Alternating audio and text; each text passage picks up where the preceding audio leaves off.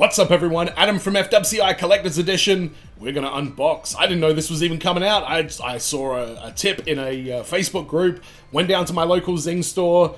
There they were. I ended up picking up 3 Wolverine 3-packs today, so it's a small miracle that I was able to get my hands on them. And the one I'm looking forward most to is the Wolverine Sabretooth 2-pack. I am so keen for this Sabretooth. I could take the Wolverine or leave the Wolverine, I don't know, but we're gonna get a lot of Wolverines on the channel and in the stores in 2024. Being the 50th anniversary of the old Canuck knucklehead himself. If you are new to the channel, make sure you subscribe, help us get to 1,000 subscribers, and there will be plenty more content to come in the future on the channel. Go have a look at my other Marvel Legends stuff, check out my playlist, see if there's anything you like, because I really enjoy doing this, and it's times like these that I enjoy it the most, because I was an X-Men kid growing up. I was born in '86, so, you know, in the mornings before school, like 4 days a week, because 4 days we would have X-Men on TV in that time slot, and then on the Friday, it was rotating between, like,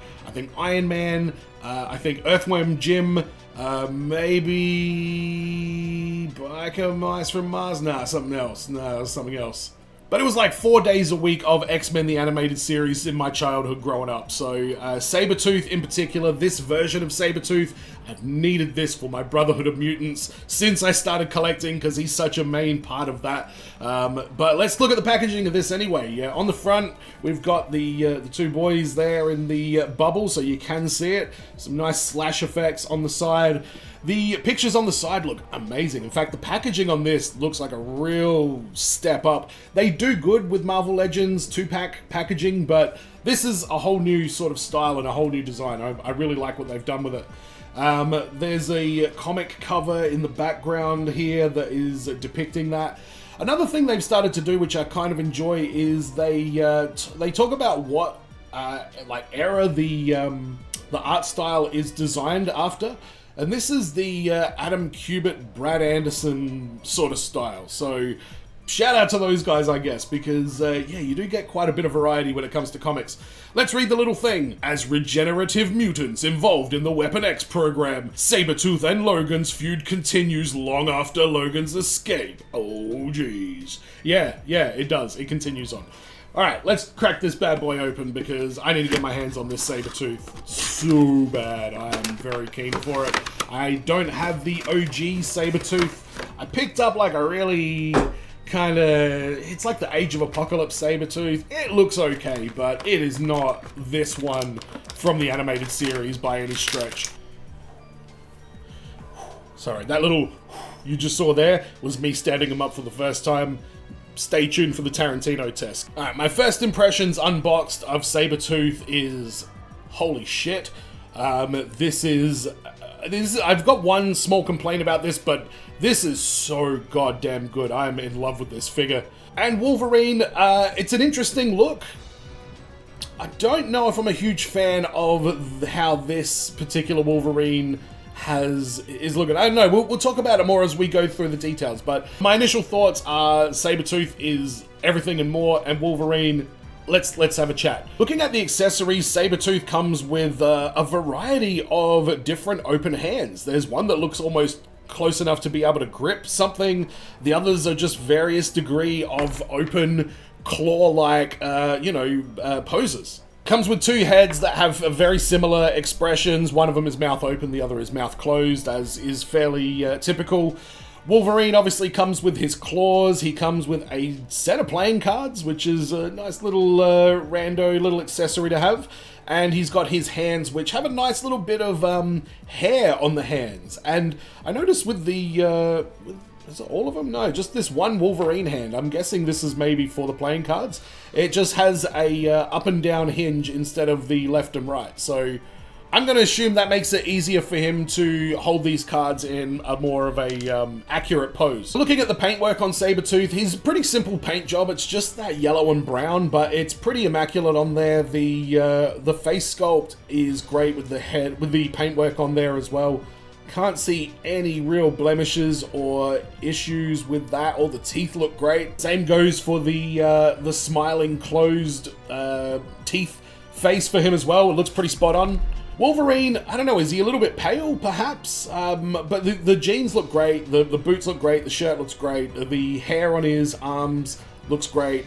The face, there's two head sculpts for Wolverine. There's one that's slightly shaggier with a black hat, and one that's a little bit more trimmed down with a brown hat. So I'm guessing that's some sort of significance to the comic books. Black hat's got a little bit of a smirk on his face, but not really, and the other one's just kind of stoic. I don't know, these Wolverine faces leave a little bit to be desired, in my opinion. The paintwork on him, though, it's clean at least. I'm not a fan of this skin tone for him. That's the main issue. Looking at the articulation, let's start with Wolverine first. He's got double jointed pinless arms, double jointed pinned legs. He's got some cowboy boots on there as well. He's got a nice sort of like ab movement right in the middle. It kind of twists all the way around, the big ab twist, I guess it is. And the waist does move as well, but when it moves, it kind of comes out of the shape of the lower half, and it looks a little bit funny. But you've got that really big ab twist in the middle, which I think is probably going to give you most of the articulation you're going to need. Bit of a complaint about the arms is where they've put the hair and where the hair is on the hands.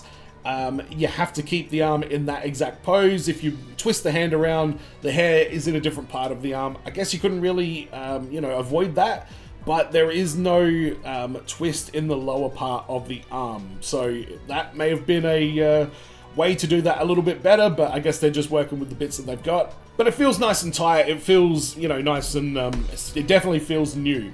Let's have a look at the articulation on Sabretooth.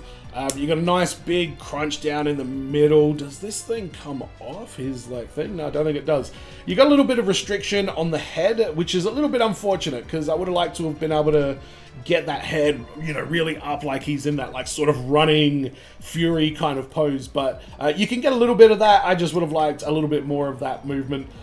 He's very tall when you stand him up, but double jointed pinned legs and double jointed pinless arms, the same as Logan. All your typical Marvel Legends articulation on this one. No toe cut for either of them, but I'm totally fine with that because honestly, Sabretooth is all I want out of this set, and he looks awesome. Since it's Wolverine's 50th, and there's going to be a lot of Wolverine on this channel. I do like Wolverine. We've got the movie coming out soon, so I am going to do an extra little segment in these Wolverine unboxings. We're going to call it Claw Watch 2024. So I'm very passionate about Wolverine's claws. I think they can look great or they can look really bad. And let me know in the comments what your experience is. I find that almost every Wolverine I have has one hand that the claws are immaculate, and then the other one where at least one of them is a little bit bent off. And unfortunately, it looks like this one has that. One of the hands looks great, but the other one, two of the claws look kind of bent. And the claws on here, they look more like the movie Hugh Jackman claws than anything else from the cartoon or anything like that. So I think that's an old part. I've got a Hugh Jackman, and I'm very lucky that one of them is only very, very slightly off, and the other hand is absolutely perfect. So it looks like it's the same blades from those. I'm not overly happy with these ones just because this one looks like it's been packaged a little bit awkwardly and it's bent the thing. I know you can take these out and maybe straighten them and stuff like that, but I've never been a huge fan of that. So to be honest, if I'm going to pose this one, I'll probably just take that hand off and replace it with the non the non-claw hand. And if I can get it in a pose where it's over his face and the hand is to his side and he's kind of twisted like that, I don't know. It looks pretty good like that. It's definitely a unique Wolverine look, that's for sure. So looking at the Tarantino test, which is, by the way, if you don't know, that's where I check the feet specifically of the figure, because I think that's a really important component when it comes to doing poses and stuff like that. The Wolverine, I'm not overly impressed with the leg and feet and everything for this figure. I don't know if he's just very top heavy for some reason. I don't know if the hat maybe or what the deal is, but these legs don't seem to be very accommodating for, whatever's going on. I mean, maybe if I get him down in a really crouchy kind of pose, it might distribute the weight a little bit more. Maybe it's that big ab crunch, because I'm trying to think of Wolverines that have had that, and I think this is the first one. So Wolverine, I don't know. I don't think he passes the Tarantino test. I mean, you can get him to stand and pose, but the Tarantino is not just about standing and posing. It's about optimum foot quality. So let's have a look at our old mate Sabretooth.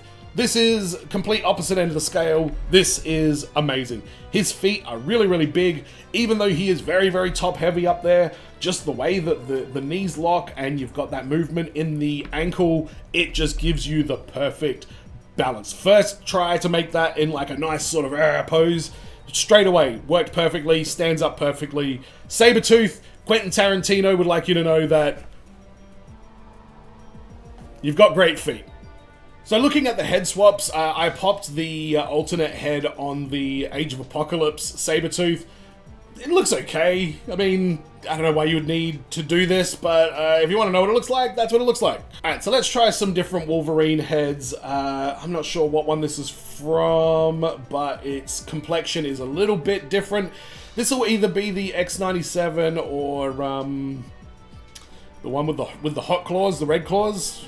I know, here's the hot claws one. Actually, that one looks pretty good, and that's what I think this Wolverine is missing, is a head that's got a bit more emotion coming out of it. It is a slightly different complexion. Like I say, there's something a little bit too clean about Wolverine's complexion on the 2-pack one. I think the whatever head this was from, I think that's the hot claws, definitely did a better job. But the hats are both molded onto Wolverine's head, so you don't really have many options with that. You've either got black hat with a smirk or brown hat with a frown. Brown with a frown or black with a smirk. My final thoughts are that this is a bit of an inconsistent 2-pack. Sabretooth is everything you could possibly want and more, especially if you have been awaiting to get Sabretooth, because he's been very difficult to get on the secondary market. I nearly bought a, what was it? Diamond Select one, but it didn't have any articulation in the bottom thing. I nearly paid top dollar for that. Glad I waited out for this one because it's amazing. The Wolverine, it looks good if you've got a lot of sentimental connection to that storyline and that version of Wolverine. You're probably going to love it. For me personally, I was a bit disappointed that the claws were in the condition that they were in, and I think the complexion of him looks a little bit too, not pale and washed out, but just too toy-like, I guess. It doesn't look like a overly human complexion. It looks like a color that's supposed to look like it, if that makes any sense at all. Shelf-worthy, Sabretooth has gone straight into the Brotherhood shelf. You will be able to see that right there. Doesn't he look great? Look at him hanging out with Mystique and Black Adam and Juggernaut and all the rest of them. Wolverine, on the other hand, I don't see a place in my collection for that Wolverine. I don't know what I'm going to end up doing with that. I might have to just put it aside, see if any others come out, because with all these Wolverines, we're going to get so many different heads and hands and combinations of stuff. Who knows, maybe this will have parts that I can add to a different Wolverine that will make it premium. Maybe there's something from another Wolverine I can put onto this one to make it look premium. I don't know, we're gonna have to wait and see. But for now, Sabretooth goes on the shelf. I hope you enjoyed this unboxing and review of the Sabretooth and Wolverine 2-pack that just came out from Marvel Legends. I will be doing the Patch and Incredible Hulk 2-pack unboxing very soon as well, and the Wolverine and Psylocke 2-pack unboxing also. So if you want to see those, hit the subscribe button. They'll be probably coming up sometime in the next few days, hopefully. I have a whole second channel where I react to movies and TV shows and stuff, so there is always a workload that comes with that, but I've been hanging for this Sabretooth so bad. I love the animated series, and I'm thrilled with how this one came out. Dan Yun, shout out to you, and the other two guys from Hasbro. I don't know their names yet, but Dan Yun has been very supportive of me on Twitter, so appreciate that, Dan. Thanks for checking this video out, and as always, everyone, be well, stay safe, look after your friends, see you in the next video. Peace!